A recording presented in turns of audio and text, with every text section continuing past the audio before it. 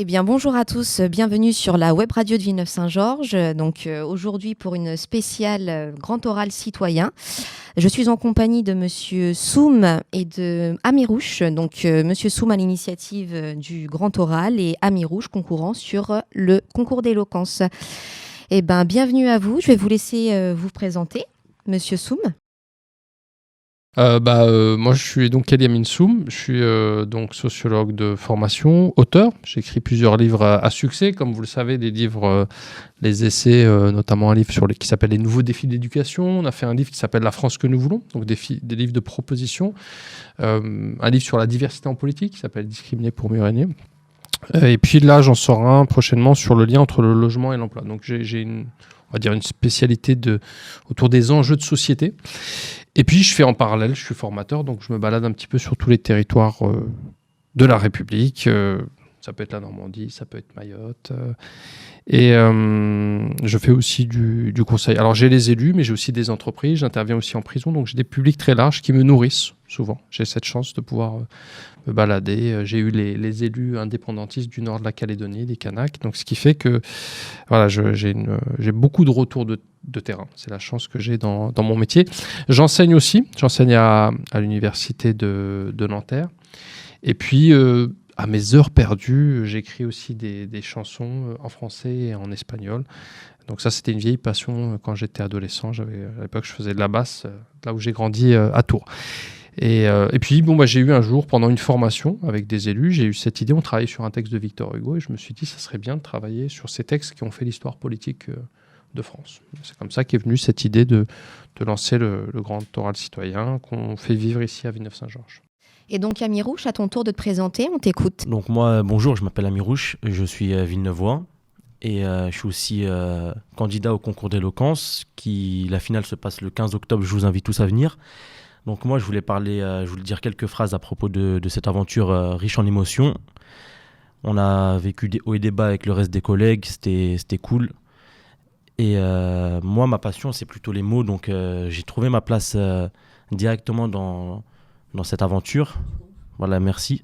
Au sein du groupe, travailler avec les mots, se relire, etc. C'est pas tout ce que je faisais étant petit, mais maintenant avec un peu plus de recul, ça me sert à me présenter, à trouver un travail, etc. Donc n'hésitez pas à venir la saison 2. Eh bien, merci Amirouche pour cette belle intervention. Je voulais revenir vers toi, Eliamine, justement, pour nous dire un petit peu comment a été initié le grand oral citoyen sur la ville. Est-ce que tu peux nous en dire un mot, s'il te plaît ? J'ai eu un certain nombre d'élus en formation de Villeneuve-Saint-Georges. Notamment, on a travaillé sur les techniques de prise de parole. Parce que ce qu'il faut bien savoir, c'est qu'il y a une statistique qui dit en France, on a plus peur de mourir que de prendre la parole en public. Donc, c'est pas un exercice évident.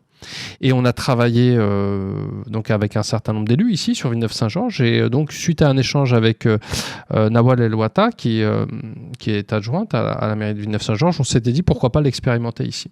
Et donc, moi, mon idée, c'était d'effectivement travailler sur les textes, sur le fond, sur la manière de structurer les discours. Parce que depuis un certain nombre d'années, on a le retour de l'éloquence. Alors l'éloquence, ou la rhétorique, c'est-à-dire la construction des idées, des mots, c'est une vieille tradition qui date de 3000 ans chez les Grecs. Et pendant longtemps, notamment avec la Révolution... Pourtant, c'est vachement actuel, hein. Oui, on en voit... Il y a beaucoup, effectivement, ouais. Il y a beaucoup de concours. Mais là, la spécificité, c'est pas les concours classiques qui insistent beaucoup sur la forme. Nous, ce qui nous intéresse, c'est travailler sur le fond. Ce que disait Amirouche tout à l'heure quand il disait les mots sont importants, c'est d'essayer de se dire, lorsqu'on prend un texte de Victor Hugo, par exemple, on se dit comment il a fait pour rassembler les mots de cette manière-là. Mais au-delà des mots, c'est quel est l'impact. Si aujourd'hui, il y a le champ du travail social en France, si on a des travailleurs sociaux, des animateurs, des éducateurs, c'est parce qu'il y a eu des gens comme Victor Hugo qui ont dit que le miséreux, il faut l'écouter, il faut prendre en compte. Si aujourd'hui on traite le handicap, la personne handicapée, non pas comme une malédiction de Dieu, parce qu'avant on considérait ça comme une malédiction divine, donc soit on les planquait, soit on les jetait comme dans des bêtes de foire, la France a été le premier pays au monde à mettre en place, notamment suite aux réflexions de Diderot, à mettre en place des centres fermés. Alors aujourd'hui c'est dépassé, on parle d'inclusion pour le handicap, et a inventé le braille. Le braille, c'est le langage universel, comme l'émoticône, aujourd'hui qu'on utilise un petit peu partout. Donc l'idée, c'était vraiment de se dire, il ne faut pas oublier tous les apports des femmes comme Olympe de Gouges. Elle a quand même fini guillotinée, parce qu'elle a simplement demandé, après la Révolution française, à ce que les femmes aient le même accès aux droits que les hommes. Ambroise Croizat, qui a fondé la sécurité sociale, dans les années 30, il y a un siècle environ, en France, on mourait d'une appendicite. L'espérance de vie d'une femme, c'était 35 ans en 1850. Donc grâce à maintenant, on a notre carte vitale, on se dit, bon, tout va bien. Mais il ne faut jamais oublier que ça... Alors aujourd'hui, on nous dit que la Sécu, ça coûte cher, il y a un trou, il y a une charge de la Sécu. Mais Ambroise Croizat, cet homme qui a été incarcéré 4 ans au bagne d'Alger parce qu'il était communiste, eh bien, à la sortie de la guerre, eh bien, il met en place cette politique de santé dont on bénéficie. Donc c'est quand même des parcours extraordinaires. L'idée, c'est à la fois de leur rendre hommage et de transmettre ça, notamment aux plus jeunes, de permettre aux plus jeunes de connaître un petit peu ces textes, cette aventure politique finalement qu'on méconnaît dans l'histoire de France. Donc l'idée en fait de ce concours d'éloquence, c'était aussi de présenter des textes qui ont fait l'histoire de France, c'est bien ça. Et au-delà de ça, il y avait aussi des conférences, c'est ça ? Oui. Alors on avait effectivement pour les publics 13-20 ans, tout ce travail sur les textes, et c'est vrai que c'est pas un exercice évident. Mirouche pourra en parler parce qu'il y a des textes qui sont anciens. La langue, elle a évolué. Vous écoutez aujourd'hui ceux qui sont les grands influenceurs, notamment les rappeurs, ils ne s'exprimaient pas comme Victor Hugo. Mais il y a des éléments, il y a des textes, le texte sur la misère notamment, on peut le relire aujourd'hui. On a encore aujourd'hui des centaines de personnes, là on approche de l'hiver, qui meurent encore dans les rues en France. Ce n'est pas acceptable. Donc, il y a ce volet-là pour les plus jeunes. Et ce qui est intéressant, c'est qu'ils vont pouvoir rayonner sur les autres. Ils vont pouvoir partager ces textes, en tout cas le jour de la finale et au-delà. Et puis, on a fait tout un travail en se disant, on va avoir aussi une série de conférences. Donc, on a organisé une conférence, notamment avec Patrick Veil, sur la question de la laïcité. La laïcité, c'est un sujet d'empoigne. Dès qu'on dit laïcité, on ne comprend pas. Donc, l'idée, c'était d'un peu de décortiquer le concept. On a eu, les jeunes, notamment, eu des échanges avec une magistrate. Ça a été très intéressant. C'est aussi, d'une certaine manière, dans une logique de prévention, de dire attention, on a pu parler de la prison, de la justice, parce qu'aujourd'hui, en plus, on est dans une époque où tout le monde pense connaître tout sur la justice. Donc on dit, mais pourquoi la peine Je me souviens qu'il y a eu des discussions, pourquoi est-ce qu'on va donner telle peine pour l'un et pas pour l'autre. On a discuté aussi avec des avocats, deux avocates, qui, elles, étaient plutôt sur du droit d'affaires. Elles ont expliqué le métier. Et sur la citoyenneté et l'éducation, j'ai présenté notamment les éléments d'une recherche que j'avais fait sur les nouveaux défis d'éducation, sur le handicap. Voilà, donc il y a toute une série de conférences. Donc l'idée de la citoyenneté au sens large, parce que je reste persuadé d'une chose, c'est que l'humain est un être d'apprentissage. Ne serait-ce que pour briller en société, lors d'un repas, on aime terminer une journée avec de l'apprentissage. Et donc, à l'ère vous savez, des séries télé, des écrans, c'est bien d'avoir aussi ces petits temps où on coupe un peu avec tout ça et puis on échange. Voilà, je n'oppose pas les deux, mais je dis que c'est bien aussi d'avoir ces temps-là. Donc, vous voyez, il y a vraiment 2 piliers dans le Grand Oral Citoyen. Tout l'accompagnement avec les coachs, donc Cécile Paoli, qui est une actrice, Jean-Paul Tamayo, donc, qui lui est un chanteur de salsa, qui est franco-colombien, qui travaille sur la musicalité. Amoubou Akaz, qui lui est un aveugle de naissance et qui travaille beaucoup sur la voix. On aura l'occasion de le voir dès cet après-midi à Mirouche pour justement un atelier qui se déroulera là au foyer Jean Cocteau. Donc ce sera l'occasion aussi d'exposer et de faire un travail sur tout ce qui est l'oralité, la voix, c'est bien ça, Eliamine ? Oui, c'est-à-dire de travailler sur le rythme qu'on peut mettre quand on prend la parole pour éviter parfois que ce soit un petit peu plat. Comment est-ce qu'on met de la musicalité ? Et puis, ce qui est très important, c'est de respecter les individualités de chacun. Quand on prend la parole, on va s'appuyer sur ses forces. On ne va pas s'appuyer sur ses faiblesses. Donc, il y a des gens qui aiment bien prendre la parole de manière beaucoup plus...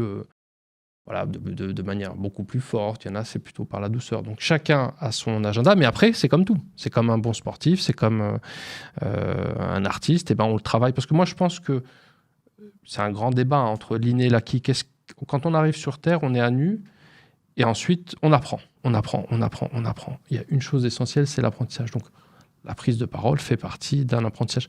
Pas évident, une fois de plus. Pas évident parce que pour beaucoup de gens, il y a toujours au début, voilà, on cherche un peu les mots, on galère un petit peu et c'est tout le travail qu'on a pu faire avec à la fois des rires. On s'est éclaté là-dessus. Et oui, du coup, Eliamine, ça fait depuis le mois d'avril que tu rencontres la jeunesse villeneuvoise. Comment tu l'aperçois ? Alors, la jeunesse villeneuvoise, je pense qu'elle est, comme partout ailleurs, elle est d'abord mondialisée. C'est-à-dire que c'est la première fois dans l'histoire de l'humanité, depuis les années 2000, que des jeunes grandissent avec les mêmes références, les mêmes musiques, les mêmes séries télé, les mêmes marques, grandes marques internationales. Donc, elle a cette dimension-là. Et puis, il y a beaucoup d'interrogations, c'est ce que je disais tout à l'heure, sur la question du vocabulaire. On sent qu'on est en fait dans une transition. L'imprimerie, ça a été une révolution. Le livre a été une grande révolution. Pourquoi ? Parce que pendant longtemps, dans toutes les sociétés, du côté de l'Asie, en Chine, du côté du monde musulman, du côté de l'Occident, le savoir était lié au pouvoir. D'accord ? C'est-à-dire que la connaissance était intimement liée au pouvoir. C'est pour ça qu'on conservait par un certain nombre de rites, on cachait à la populace, aux pauvres, si vous voulez. Mais là, avec le livre, on a quand même assisté à une grande diffusion du savoir. Et les politiques éducatives, par exemple, le fait qu'on ait mis à la fin du 19e siècle en place le secteur de l'animation, tout le travail qui est fait, par exemple, sur une ville comme Villeneuve, l'idée, c'était de permettre aux consciences des enfants qu'ils aient un discours alternatif de celui de l'Église, mais surtout qu'ils puissent accéder aux loisirs. On les a arrachés à l'usine. Donc au 19e siècle, un gamin, il avait le choix entre, surtout sous la Troisième République, l'école, c'était beaucoup mieux que l'usine, ou l'usine, les mines, ou l'agriculture. Aujourd'hui, en dessous de l'école, il n'y a pas grand-chose. Il y a un peu mieux, c'est les écrans. L'école ou le charbon. L'école ou le charbon, ouais. Il y a les écrans. Employé, donc on est dans la première génération des écrans.